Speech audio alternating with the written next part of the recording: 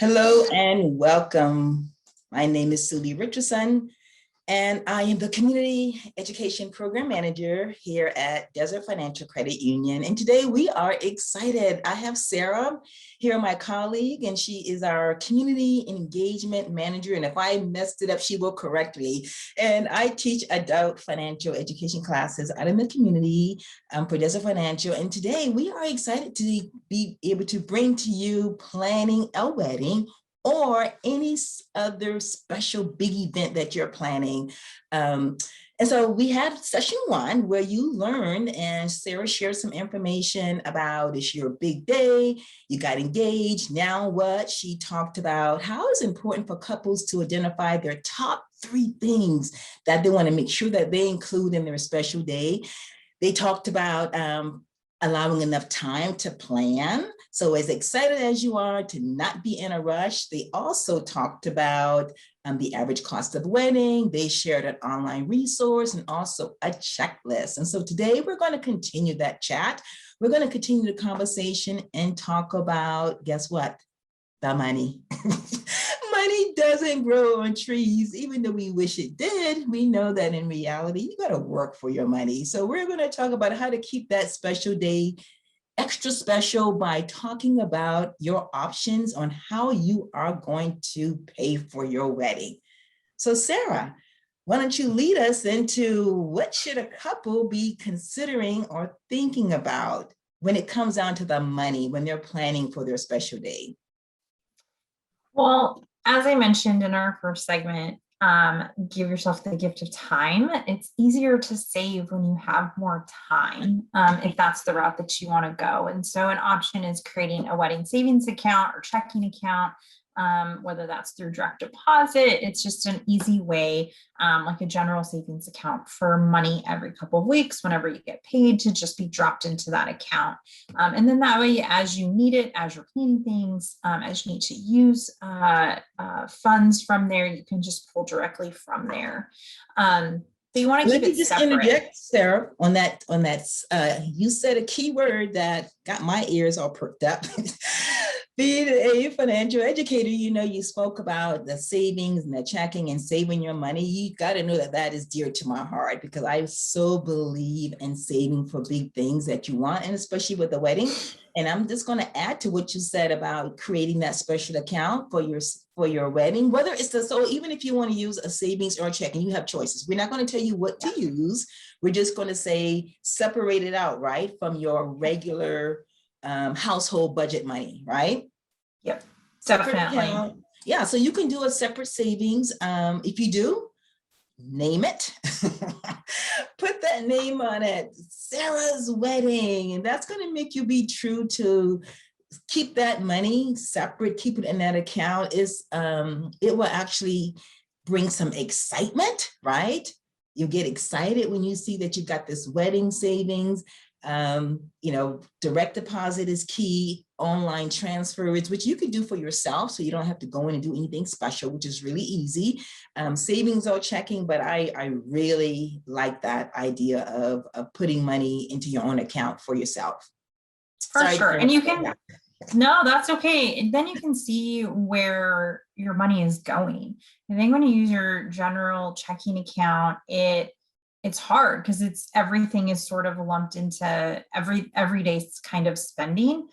Whereas when you have a separate account, you can see exactly where money is going, versus, you spend $5,000 and you're like, what did I spend that on? Right. It's just an easy way to kind of keep yourself in check and to make sure you know where money is going at any given time. And that would be a nightmare. So people have a hard time already with their regular checking and balancing and figure out expenses and, divvying out the money. That would be a nightmare to have to go in and try to pull out and identify the things that were for your wedding. So certainly, yeah, you want to have that separate account. And one of the things that I didn't mention early on the reason on why it's kind of good to talk about the money, because we know that money isn't an easy topic for people to talk about, and you don't want to overshadow your special day with negative things that could potentially happen later on because you didn't talk about the money up front. So I'm going to share a statistic that is probably alarming to some people, but that I found online, and I want to share it because I think it's good to see this because it's the reality. And so this is from the American Psychological Association that they have a study where they showed that 40 to 50% of married couples in the US divorce. Okay, I said it, divorce. They divorce, and that's not good, but that is a reality, which is why you want to talk about all your different options on paying for your wedding and how you're going to do it, and not get caught up into the hype and have this wedding and spend a lot of money on it. And finance it, especially when we know that the reality is people don't live happily ever after. That study says the opposite, like half of the couples do divorce. It didn't say when, but it said that they divorce. So keeping that in the back of your mind as a reality check, I think is good. Definitely. And like we've talked through, in some of your other webinars, is good debt versus bad debt. And I always think of after the wedding, the long term of buying a home and starting a family, right? And we know, owning a home, that's good debt, but, opening a credit card to pay for your wedding, not really good debt. That would fall more under bad debt. So, yeah. And you have nothing. So what you're doing is you're paying for an experience, which is good. But let's say the person fell into the statistic and they did divorce, and you paid and you financed your wedding. Now you're paying for something that does not bring value, might have a few good memories, but the memories don't pay the bills. And you have nothing tangible to show for that. And I think that keeps people in check. You're paying for an experience. And if you finance that experience, it may not be a good thing. Yeah. I all I can say is do the homework. Definitely. Look at all your options. Look at all your options. So what other suggestions do you think? So you talked about, the savings, which I think is great, but what if the savings is not enough because I don't have 20 years to wait? Well, I think it's just giving yourself a little bit of a reality check of what you can afford. It is so easy to get caught up and sucked into the quote dream wedding. I totally did. I've been planning events for 15 years and I still got sucked in. I love Pinterest, but oh my gosh, Pinterest will make you just think that you need everything. And that's not necessarily the case. So you just want to make sure that you're going through your checklist, you're really identifying, what those top 3 things are, focusing on those 3 things, and kind of let everything else sort of fall into place. But yeah, doing your homework and your research. I mean, anything, if you're trying to get somewhat of a deal or not pay the most, but not pay the least, right? It takes time. It's phone calls, it's research, it's, making sure that you're looking at all of your options. And that's how you get a great deal. It's usually not right in front of you because otherwise everybody would be going that direction. Right. And so my biggest advice is just not to fall into the trap of having a wedding that you can't afford. So I tell people all the time, if you can afford to spend $80,000 on a wedding because say your grandmother left you an inheritance, that's awesome. Go for it. But if you're like the average person and you're living paycheck to paycheck, and the goal or the dream is to purchase a home and start a family after you get married, which for a lot of people is, my advice is to have the wedding you can afford, which can still be amazing. I'm just a firm believer, you don't need to spend more to have an amazing, an amazing day. That doesn't always equate to each other. Yeah. So what have you seen in trends on credit? That people are using credit? Yeah, I mean, usually when I ask people, how are you paying for it? They kind of look at me very puzzled, like, well, what do you mean? Talking about? What are you talking about? Yeah. And I think the thought, right, is, well, I'll just put it on my credit card, or I'll open a credit card, or go get a loan, or whatever it is. But you have to always remember, right, even if you're getting that 0% APR for a certain amount of time, you have to make sure that you're able to pay that off in that certain amount of months that they're giving you the 0% APR. Otherwise, they'll either tack on that APR that they had initially given you for quote free, or it'll begin to start adding on APR. And so, just do the math is what I say. Is that's why that, our first segment was all about coming up with the budget. What does that dollar amount look like? What do you feel comfortable with? And then from that, how are we going to pay for it? And if you do a simple credit card calculator, right, where you can put in, maybe it's half, maybe you're like, we're going to save half, we're going to put half on a credit card. Okay, but what does that really look like if you're putting $5,000 or $10,000 on a credit card over however many months with the percentage? And how long is that going to take you to pay that off? And is that going to hinder you then from going to purchase your first home together or starting a family? Yeah. I mentioned the credit card calculation, and I do have, because I want to show people what it looks like. So let me just pull that up, and I want you to see what it looks like. I have the calculation on what it looks like that I'm going to share with you, because I think that speaks volume. It speaks volume. So let me just pull that up, and I'm going to show you how that works. So you should be able to see a credit card calculation on the screen, and it shows how a balance of $5,000, even if it's 0%. So Sarah mentioned 0% up to whatever. I've seen it for 15 months, which is a long time. So let's say you take advantage of that and everything is great. But if you don't have that $5,000 in that account to pay for that, you're going to end up with something like this. So this is showing how the balance is $5,000. The APR is 18%, which is pretty typical on a lot of cards. The minimum payment is $125. So you get to pay this off over 273 years. Not years, I'm sorry, months. But when I did the calculation on that, because I'm like, okay, how many years is that?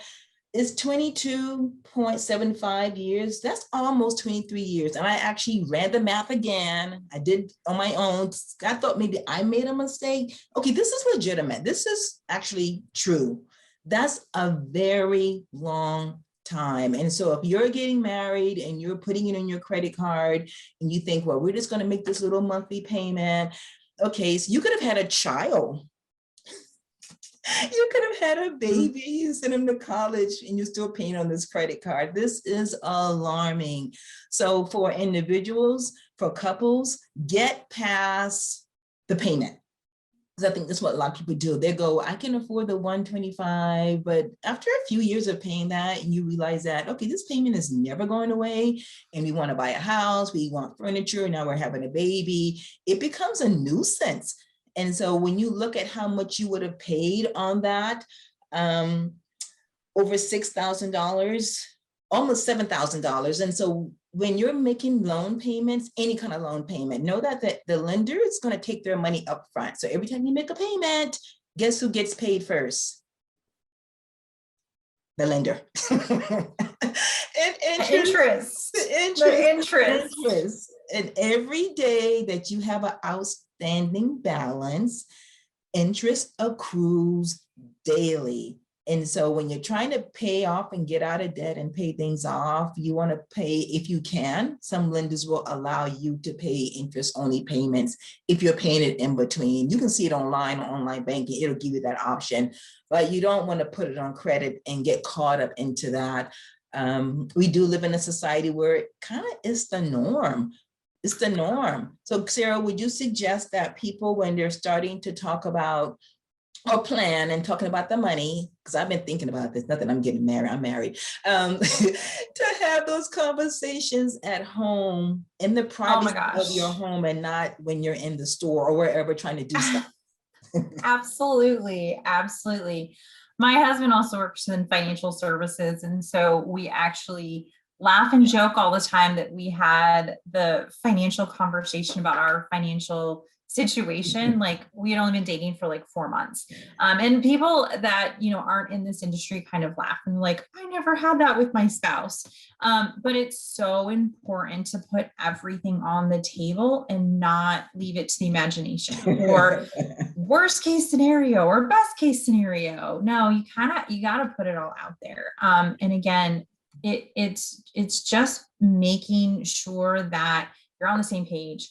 You have the same goal in mind, right? Whether that's a house or a family or whatever it is, maybe it's moving, maybe it's, whatever that is, that next step after the wedding, think beyond just that one day. And so my husband and I had a similar situation where we had just moved and all of these different things. We're buying our next home. And so it wasn't just that day that we had to consider. It was so many other aspects from a financial standpoint that we had to put into the equation. So I always say to think beyond that day. It really, it's hard to sometimes, and I know we don't want to be Debbie Downers. We don't. It's just having, it's putting the things that you need to put, in front of you, to make sure that you're having those conversations, you're thinking about it. It's not an afterthought. It's not, after the wedding, you're like, oh my gosh, now we had the conversation about, the amount of debt that we have, right? No, factor that in first, because that's going to give you a real glance of what can I afford. And the other thing too, Suli, that I just kind of thought about is you have to think too, right? Your significant other proposed, so they purchased a ring and it probably was financed, right? Because we know that those are not cheap. Jewelry is not cheap. And so you kind of have to factor that into the equation too. So you're already kind of starting out with a little bit of debt. Even if it's, under 5,000 or whatever the case may be. I think everyone's situation is different, but, make sure you're factoring that aspect too, because I always say people forget to leave the cost of their honeymoons out of their budget and also factoring in that ring payment because you come together, right? And that essentially becomes a payment for both of you guys to be making. And people don't want to talk about the monies, but like you say, it's important because you know what, you're starting your life. You're starting your life together and you don't want to start without having that conversation because your wedding is just the one thing that if you're paying for it together and kind of managing the finances, but you're going to have probably a household budget that needs to be talked about. You don't want to get married and, well, who's going to pay for this and who's going to pay for that? You don't want to have that conversation afterward.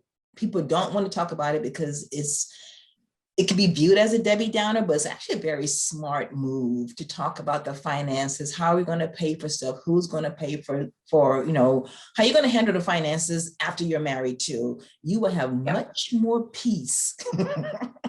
Absolutely. I couldn't agree more. If you talk about it and put it on the table and come to an agreement and discuss common goals, whatever those are, you will be much, much more successful. Because remember that statistic that we mentioned about the 40 to 50% of marriages that end in divorce. And I've read others that said that it wasn't for infidelity. It was because of the MONEY, the money. I hope I spelled it right. Sorry. It was the money. It's yeah. And, my husband and I got married when we were a little bit older. And so it does change a little bit, right? Versus younger versus older, but, bringing two, people together and two financial situations together, it can be a really great thing, but we all view money differently, right?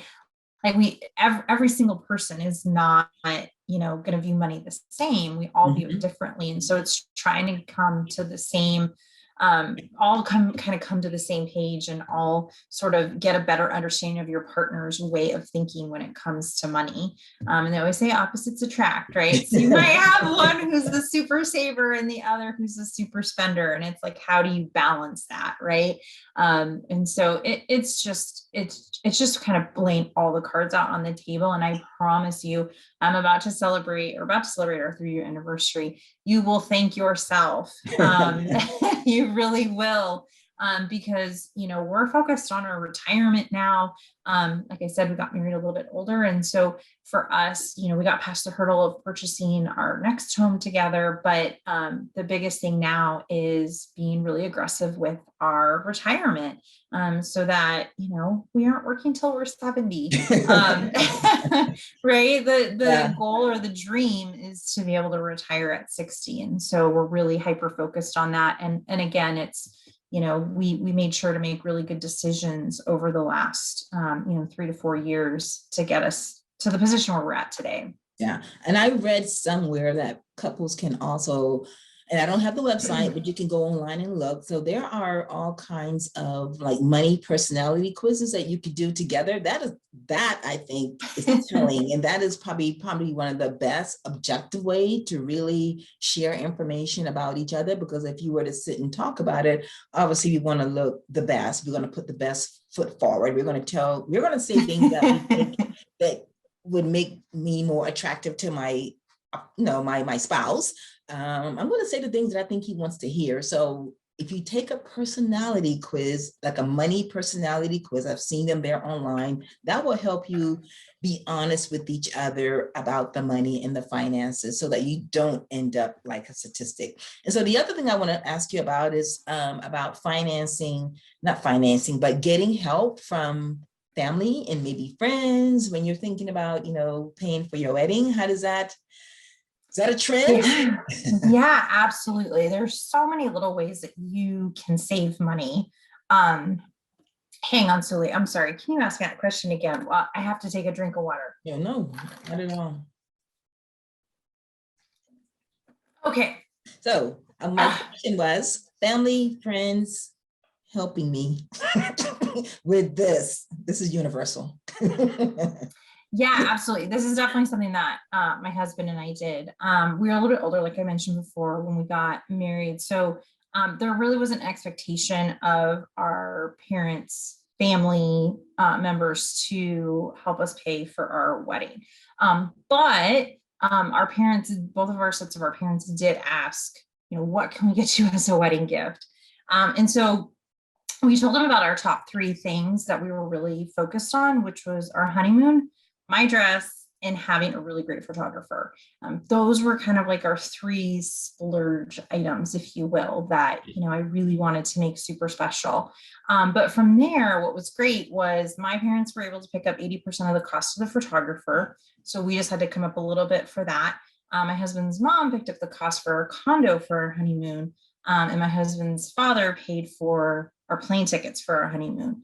And that was their gift to us. And so, and those were really like priceless gifts, that, were really special for us. And so I just, always say, think outside the box, right? Like if you aren't really like super, it doesn't really bother you to have a very simple cake. Like, do you have a friend or a friend of a friend that does baking on the side or as a hobby, right?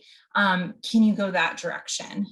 Who do you know that can help you out, that have, talents, hobbies? If you're not, particular about a photographer, do you have a friend that has a really great camera that you can have come out and do your photos that day? So just trying to think outside of the box of, how can you use all the resources that you already have in front of you to be able to help save you money in the end. Yeah, because, we talked about this a minute ago. Your wedding, of course, is a great day. It's exciting, but we don't want to go into debt because it's not tangible. We want to pay for as much of it as we can, keep costs down, have a great day, have a great experience, and you have choices. And as you said, doing your research, finding out who you can tap into that can help you to cut down on the cost is an excellent way to embrace the fact of money doesn't grow on trees, and how can you save within budget and not spend a lot of money. So you've shared a lot of great tips and ideas, from using your own savings, your checking, separating it out, naming it, beware of putting it on credit, using family and friends, and all the other helpful tips. What would be a key takeaway as we close this segment that you would want to leave with our audience? Something that they could take away about the money. Yeah, don't go into major debt over your special day. You probably both already have some sort of debt to begin with: student loan debt, individual credit cards, car loans. So why tack on to that and pile it up even more? Think beyond the day, about your future together and goals that you both have for your future. But my husband and I didn't break the bank, and it was still perfect, and we still get compliments. And so it looked and felt the way we wanted it to. One of the biggest things too that I wanted to give an example is, I can't tell you how many compliments we got on our food, and we literally spent $11 a person. So that's basically what you spend when you go out to dinner, right? So spending a lot of money doesn't equal amazing, perfect, all of those things. So I constantly tell people, you know, creativity and making it your own, that's what makes it special and memorable. Don't lose your focus. Your wedding is about you and your special person coming together as the first day for the rest of your life. So keep that in focus, and just constantly check yourself and making sure that you're not getting sucked into the money pit. And it's some crazy, the wedding industry is some crazy, ridiculous number of profitability every year. And so I tell people too, like when you call, say for flowers and this or rentals or anything, the minute you say wedding, it's like an instantaneous 10 to 15% that they tack on, right? And so, you know, if you're renting tables for, you know, backyard barbecue, right, they're going to give you a certain cost, but you throw in that word wedding, it's like, oh, all of a sudden, you know, there's extra fees and things associated, and it's because they know they can. And so just don't get sucked into that, and, you know, make sure you do your research.